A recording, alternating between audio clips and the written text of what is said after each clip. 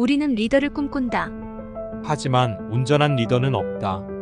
왜냐면 조직에 몸담고 있는 사람들은 그 조직의 CEO가 아닌 이상 참모이자 리더이기 때문이다. 회사의 부서장이나 팀장은 부서나 팀에서는 리더지만 회사 전체적으로는 참모 중에 한 사람이다. 특히 세분화된 집단일수록 리더와 참모의 경계선은 모호하다.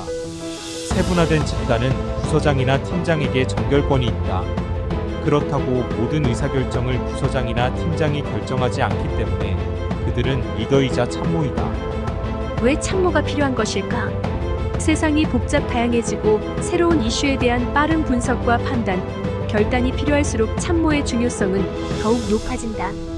무엇보다 성공의 요건으로 참모의 비중이 커지고 있다. 바야흐로 참모의 시대인 것이다. 참모가 중요시되는 이유는 리더와 목표를 공유하고 대부분의 의사결정이 참모회의를 통해서 이루어지고 참모의 조언이 리더의 최종 결정에 영향을 주고 있기 때문이다. 또한 실행 과정에서 권한 위임을 통한 참모의 역할이 커졌다. 참모의 역할은 리더가 성공할 수 있도록 도움을 주는 것이다. 리더가 성공하지 못했을 경우 리더 혼자 실패한 것이 아니다. 그 여파는 조직 전체에 영향을 미친다. 가령 대통령 선거에서 자신이 지원하는 후보가 안 됐을 경우 그것은 후보자만의 실패가 아니다.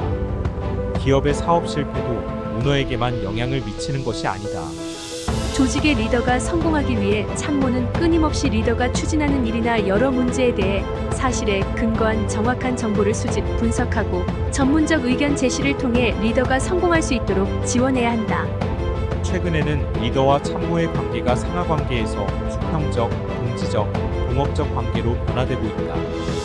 참모의 판단이 리더의 최종 결정에 영향을 미치고 참모의 의사결정에 따라 리더가 말하고 행동하면서 참모와의 관계 설정이 변화되고 있다. 또한 인재의 추천과 발탁도 참모를 통해 이루어져 그 권한은 리더 못지않게 막강하다. 그래서 참모를 막고 실력자라고 표현하기도 한다. 그만큼 영향력이 크다는 반증이다. 리더가 참모와 협의하여 일을 추진하면서 참모의 정확한 상황 판단과 결과를 예측할 수 있는 능력이 중요해지고 있다. 참모가 문제를 정확히 파악하지 못하고 리더에게 조언하면 조직도 리더도 성공하지 못한다. 또한 참모는 원칙을 지키고 때론 리더에게 거슬리는 말도 해야 한다. 리더의 잘못된 판단이나 행동에 대해 직접 얘기할 수 있는 사람은 참모뿐이기 때문이다.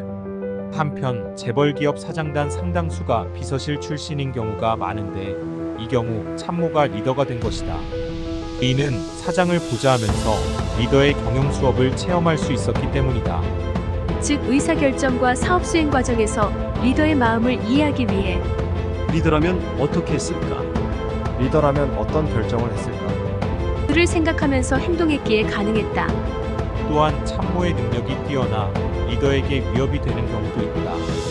리더 입장에서 참모는 조력자이자 협력자인 동시에 경쟁자다.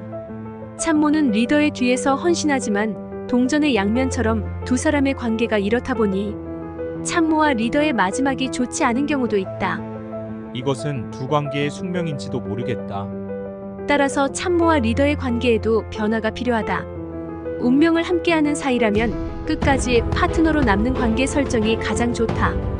중요한 것은 리더의 신뢰를 얻고 지속적으로 유지하는 것이다. 이를 위해 참모는 리더를 항상 존중하고 공감과 격려가 필요하다. 참모로서 재능도 뛰어나야 하지만 능력 못지않게 인품도 중요하다. 영원한 리더도 영원한 참모도 없다. 참모가 리더이고 리더가 참모인 사회에서 이제 여러분은 리더를 꿈꿀 것인가, 참모를 꿈꿀 것인가? 시청해주셔서 감사합니다. 구독과 좋아요는 다음 영상 제작에 큰 힘이 됩니다.